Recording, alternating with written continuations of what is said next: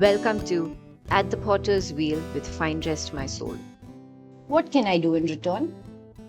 The Bible says in 2 Samuel chapter 7 verse 2, He said to Nathan the prophet, Here I am, living in the house of cedar, while the ark of the Lord remains in a tent. God had finally given King David rest. From the days of being anointed as the next king of Israel till now, David faced so many challenges and wars. It took years of running from jealous King Saul before David even became king. And after that, he faced so many wars, assassination attempts, and even mutiny. And finally, he had rest. He had truly earned it. He could comfortably rest and enjoy himself. Wouldn't you think? Well, not King David. His heart was so full of gratitude to the Lord. His heart burned with a desire to do something for the Lord. He was uncomfortable.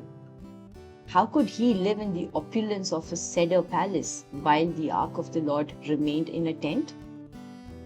So, he thinks of building a temple for the Lord. David never forgot his humble beginnings. He never forgot from where to where the Lord had brought him. David says, Who am I, sovereign Lord, and what is my family that you have brought me this far? And as he remembers, he is overwhelmed with gratitude. His response, What shall I return to the Lord for all his goodness to me? This humble man tried to find ways to glorify God and honor him. A humble heart never forgets the past goodness of God. A humble heart is a grateful heart. A humble heart is constantly trying to return something for God's goodness. How are you reflecting a humble heart today?